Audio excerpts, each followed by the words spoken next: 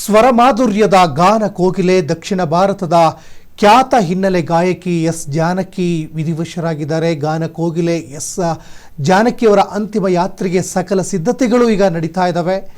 ಸಾಂಸ್ಕೃತಿಕ ನಗರಿ ಮೈಸೂರಿನ ಕಣಿಯನಹುಂಡಿಯಲ್ಲಿ ಅಂತ್ಯ ಸಂಸ್ಕಾರಕ್ಕೆ ಎಲ್ಲ ರೀತಿಯಾದಂಥ ಸಿದ್ಧತೆಯನ್ನು ಮಾಡಿಕೊಳ್ಳಲಾಗಿದೆ.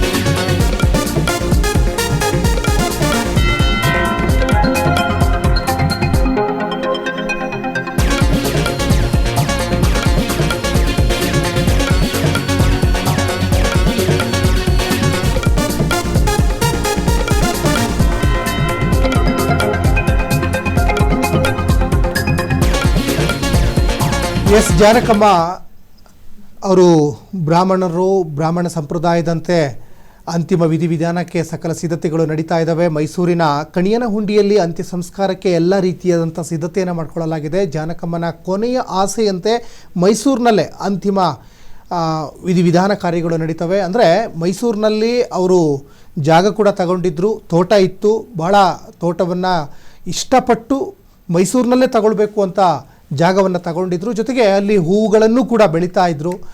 ನಿತ್ಯವೂ ಕೂಡ ಗುಲಾಬಿ ಹೂವನ್ನು ಅವರು ಮುಟ್ಕೊಳ್ತಾ ಇದ್ದರು. ಯಾಕಂದರೆ ಅವರ ಪತಿ ನಿಧನದ ನಂತರ ಅವರ ನೆನಪಿಗೋಸ್ಕರ ನೋಡಿ ಗುಲಾಬಿ ಹೂವನ್ನು ಮುಟ್ಕೊಳ್ತಾ ಇದ್ದರು.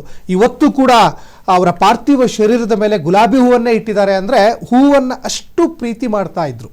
ಯಾಕಂದರೆ ಈ ಹಾಡುಗಾರಿಕೆಗೆ ಈ ಹೂ ಒಂದು ಸ್ಮರಣೀಯವಾಗಿರುತ್ತೆ, ಒಂದು ಪ್ರೇರಣೆಯಾಗಿರುತ್ತೆ. ಹಾಗಾಗಿ ಇವತ್ತು ಜಾನಕಮ್ಮನ್ನು ನೋಡಿದಂತಹ ಅನೇಕ ಜನ ಸಾರ್ವಜನಿಕರಿರ್ಬೋದು, ಗಣ್ಯರಿರ್ಬೋದು, ಜಾನಕಮ್ಮ ಹಾಡಿರುವ ಹಾಡುಗಳನ್ನೇ ಹಾಡಿ ಇವತ್ತು ಭಾವುಕರಾಗ್ತಾ ಇದ್ದಾರೆ.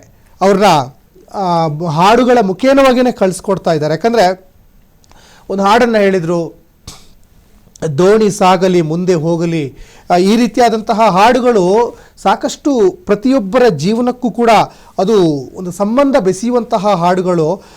ದೋಣಿ ಸಾಗಲಿ ಮುಂದೆ ಹೋಗಲಿ ದೂರ ತೀರದಿ ಅಂತ ಈ ರೀತಿಯಾದಂತಹ ಕೆಲವೊಂದು ಹಾಡುಗಳನ್ನು ಹಾಡುವ ಮುಖೇನವಾಗಿ ಎಲ್ಲರ ಮನಸ್ಸನ್ನು, ಹೃದಯವನ್ನು ಗೆದ್ದಂತಹ, ಸಾಕಷ್ಟು ಕೋಟಿ ಹೃದಯವನ್ನು ಗೆದ್ದಂತಹ ಎಸ್ ಜಾನಕಮ್ಮ ಹೃದಯಾಘಾತದಿಂದನೇ ಸಾವನ್ನಪ್ತಾರೆ. ಪಾಪ ನಿಜಕ್ಕೂ ಇದು ಸಾಕಷ್ಟು ಜನ ಮರುಕವನ್ನು ವ್ಯಕ್ತಪಡಿಸ್ತಾ ಇದ್ದಾರೆ, ಕಂಬನಿಯನ್ನು ಮಿಡಿತಾ ಇದ್ದಾರೆ, ಭಾವುಕರಾಗ್ತಾ ಇದ್ದಾರೆ.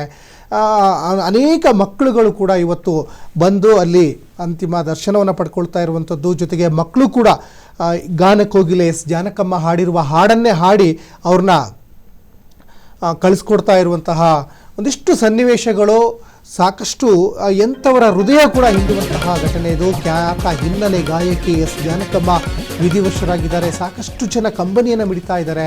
ಇನ್ನು ಮೊಮ್ಮಗಳು ಅಪ್ಸರ ಅವರು ಜಾನಕಿಯವರ ಚಿತೆಗೆ ಅಗ್ನಿಸ್ಪರ್ಶವನ್ನು ಮಾಡ್ತಾರೆ. ಮಹಾರಾಜ ಕಾಲೇಜು ಮೈದಾನದಲ್ಲಿ ಸಾರ್ವಜನಿಕರಿಗೆ ಅಂತಿಮ ದರ್ಶನಕ್ಕೆ ವ್ಯವಸ್ಥೆ ಕೂಡ ಈಗ ಮಾಡಿದ್ದಾರೆ. ಸಾಕಷ್ಟು ಜನ ಬಂದು ಅಂತಿಮ ದರ್ಶನ ಪಡ್ಕೊಂಡಿದ್ದಾರೆ. ಸಾವಿರಾರು ಅಭಿಮಾನಿಗಳಿಂದ ಗಾನ ಕೋಗಿಲಿಗೆ ಅಂತಿಮ ನಮನ ಇನ್ನೂ ಕೂಡ ನಡೀತಾ ಇದೆ.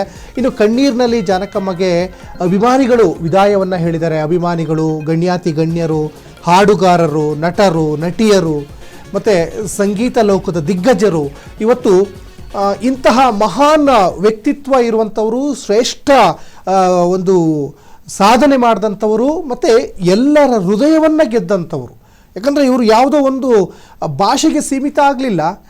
ಕನ್ನಡ, ತೆಲುಗು, ತಮಿಳು, ಮರಾಠಿ, ಮಲಯಾಳಂ ಹೀಗೆ ಅನೇಕ ಭಾಷೆಗಳಲ್ಲಿ ಹಾಡಿ ಜಪಾನಿನ ಭಾಷೆಯಲ್ಲೂ ಕೂಡ ಹಾಡಿದ್ದಾರೆ. ನೋಡಿ, ಸಾಕಷ್ಟು ಸಿಂಗರ್ಸ್ಗಳಿಗೆ ಕೆಲವೊಂದು ಹಾಡುಗಳನ್ನು ಹಾಡಲಿಕ್ಕೆ ಭಾಳ ಕಷ್ಟ ಆಗ್ತದೆ. ಆದರೆ ಆ ಕಷ್ಟವಾಗಿರೋದನ್ನೇ ಸುಲಭ ಮಾಡಿಕೊಳ್ಳುವ ಚಾಕಚಕ್ಯತೆ ಎಸ್ ಜಾನಕಮ್ಮ ಅವರಿಗಿತ್ತು. ಹಾಗಾಗಿನೇ ಇವತ್ತು ಬೇರೆ ಸಿಂಗರ್ಸ್ಗಳು ದಿಗ್ಭ್ರಮೆಗೊಳಗಾಗ್ತಾರೆ. ಎಷ್ಟು ಸೊಗಸಾಗಿ ಹಾಡ್ತಾರೆ, ಎಷ್ಟು ಚಾಕಚಕ್ಯತೆಯಿಂದ ಹಾಡ್ತಾರೆ, ಎಷ್ಟು ಮನಸ್ಸಿಗೆ ಮುದ ನೀಡುವಂತಹ ಹಾಡು. ಚಿಕ್ಕ ಮಗುವಿನ ಧ್ವನಿಯಲ್ಲೂ ಕೂಡ ಹಾಡ್ತಾರೆ, ದೊಡ್ಡವರ ರೀತಿಯಲ್ಲೂ ಹಾಡ್ತಾರೆ, ಗಂಡಿನ ಧ್ವನಿಯಲ್ಲೂ ಕೂಡ ಹಾಡ್ತಾರೆ. ಜೊತೆಗೆ ಪ್ರಾಣಿ ಪಕ್ಷಿಗಳ ರೀತಿಯಲ್ಲೂ ಕೂಡ ಮಿಮಿಕ್ರಿ ಮಾಡುವಂತಹ ಕಲಾವಿದೆಯೂ ಕೂಡ ತನ್ನೊಳಗಡೆ ಮೈಗೂಡಿಸಿಕೊಂಡಂತಹ ಏಕಮಾತ್ರ ಗಾಯಕಿ ಅಂತಲೇ ಹೇಳ್ಬೋದು. ಯಾಕಂದರೆ 70-80ರ ದಶಕದಲ್ಲಿ ಎಸ್ ಜಾನಕಮ್ಮ ಅವರು ನಂಬರ್ 1 ಗಾಯಕಿಯಾಗಿದ್ದರು. 48,000 ಹಾಡುಗಳನ್ನು ಹಾಡಿ ಇವತ್ತು ಮಹಾನ್ ಸಾಧಕಿಯ ಆಗಲಿಕ್ಕೆ ಅದು ಪರಿಶ್ರಮ ಸಾಕಷ್ಟಿದೆ. ಮತ್ತು ಯಾವುದೇ ಶಾಸ್ತ್ರೀಯ ಸಂಗೀತ ಕ್ಲಾಸಿಗೆ ಹೋದಂಥವರಲ್ಲ ಇವರು. ಒಂದು ಗುರುವಿನ ಸಹಾಯದಲ್ಲಿ ಅವರೊಂದು ಸಿಂಗಿಂಗ್ ಕಾರ್ಯಕ್ರಮಗಳನ್ನು, ವೇದಿಕೆ ಕಾರ್ಯಕ್ರಮಗಳನ್ನು ಎಲ್ಲ ಕೊಡ್ತಾ ಅವ್ರ ಸಿನಿಮಾ ರಂಗಕ್ಕೆ ಲಗ್ಗೆಯನ್ನು ಇಡ್ತಾರೆ. ಪ್ರಾರಂಭದ ಹಂತಗಳಲ್ಲಿ ಹೈದರಾಬಾದ್ನಲ್ಲೂ ಕೂಡ ಇವರು ಅನೇಕ ಕಾರ್ಯಕ್ರಮಗಳನ್ನು ಕೂಡ ಮಾಡಿದ್ದಾರೆ. ಜೊತೆಗೆ ನೋಡಿ, ಎಲ್ಲ ಪುರುಷರ ಹಿಂದೆ ಒಬ್ಬ ಮಹಿಳೆ ಇರ್ತಾರೆ. ಎಲ್ಲ ಪುರುಷರ ಒಂದು ಯಶಸ್ಸಿನ ಹಿಂದೆ ಮಹಿಳೆ ಸಾಕಷ್ಟು ಇನ್ಸ್ಪಿರೇಷನ್ ಆಗಿರ್ತಾರೆ ಅಂತ ಒಂದು ಮಾತಿದೆ. ಸಹಜವಾಗಿ ಅದು ಎಲ್ಲ ಕಡೆ ನಡ್ಕೊಂಡು ಬಂದಿದೆ. ನೋಡಿ, ಎಸ್ ಜಾನಕಮ್ಮ ಹಿಂದೆ ಅವರ ಪತಿ ಇದ್ರಂತೆ, ರಾಮ್ ಪ್ರಸಾದ್ ಅವರು. ಇವರು ಅನೇಕ ಕಾರ್ಯಕ್ರಮಗಳಿಗೆ ಮತ್ತು ಅನೇಕ ಸಿನಿಮಾಗಳಿಗೆ ಹಾಡಲಿಕ್ಕೆ ಹೋದಂಥ ಸಂದರ್ಭದಲ್ಲಿ ಪತಿಯಾಗಿ ಒಂದು ಕುಟುಂಬ ನಿರ್ವಹಣೆ ಮಾಡುವ ಜವಾಬ್ದಾರಿ ಹೊತ್ತಂತಹ ರಾಮ್ ಪ್ರಸಾದ್ ಅವರು ಎಸ್ ಜಾನಕಮ್ಮ ಅವರ ಅನೇಕ ಕಾರ್ಯಕ್ರಮಗಳಲ್ಲಿ, ಆಗು ಹೋಗುಗಳಲ್ಲಿ, ಕಷ್ಟ ಸುಖದಲ್ಲಿ ಅವರು ಭಾಗಿಯಾಗಿ ತನ್ನ ಪತ್ನಿಯ ಬೆನ್ನೆಲುಬಾಗಿ ನಿಂತಹ ರಾಮ್ ಪ್ರಸಾದ್ ಅವರ ಸಹಕಾರದಿಂದ ಎಸ್ ಜಾನಕಮ್ಮ ಅವರು ಮಹಾನ್ ಸಾಧನೆಯನ್ನು ಮಾಡಲಿಕ್ಕೆ ಸಾಧ್ಯ ಆಗುತ್ತೆ. ಜೊತೆಗೆ ಜಾನಕಮ್ಮ ಅವರು ಅನೇಕ ಕಾರ್ಯಕ್ರಮಗಳಲ್ಲೂ ಕೂಡ ತನ್ನ ಪತಿಯ ಸಪೋರ್ಟ್ ಬಗ್ಗೆ ಹೇಳಿದ್ದಾರೆ. 1997ರಲ್ಲಿ ರಾಮ್ ಪ್ರಸಾದ್ ಅವರು ತೀರ್ಕೊಳ್ತಾರೆ. ಆವಾಗ ಅರ್ಧಕ್ಕರ್ಧ ಕುಗ್ಗೋಗ್ಬಿಡ್ತಾರೆ. ಅದಾದಮೇಲೆ ಅವರ ಮಗ ಮುರಳೀಕೃಷ್ಣ ಕೂಡ ತೀರ್ಕೊಳ್ತಾರೆ. ಆವಾಗ ಸಂಪೂರ್ಣವಾಗಿ ಜರ್ಜರಿತರಾಗ್ತಾರೆ. ಹಾಗಾಗಿ ಎಸ್ ಜಾನಕಮ್ಮ ಅವರಿಗೆ ಕುಟುಂಬದವರ ಸಹಕಾರನೂ ಬಹಳ ಚೆನ್ನಾಗಿತ್ತು. ಜೊತೆಗೆ ಅನೇಕ ಸಂಗೀತ ಲೋಕದ ದಿಗ್ಗಜರ ಸಪೋರ್ಟ್ ಕೂಡ ಜಾಸ್ತಿ ಇತ್ತು. ಮತ್ತು ಇಳಿಯರಾಜ ಅವರು ಇವರ ಒಂದು ಧ್ವನಿಗೆ ತಕ್ಕ ಹಾಗೆಯೇ ಸಾಕಷ್ಟು ಹಾಡುಗಳನ್ನು ಬರಿತಾ ಇದ್ರಂತೆ. ಯಾಕಂದರೆ ಇಂತಹ ಮೆಲೋಡಿ ವಾಯ್ಸ್ ನೋಡಿ ಸಾಕಷ್ಟು ಕನ್ನಡದ ಅನೇಕ ಸಿಂಗರ್ಸ್ಗಳು ಕೂಡ ಬೆರಗಾಗಿದ್ದರು.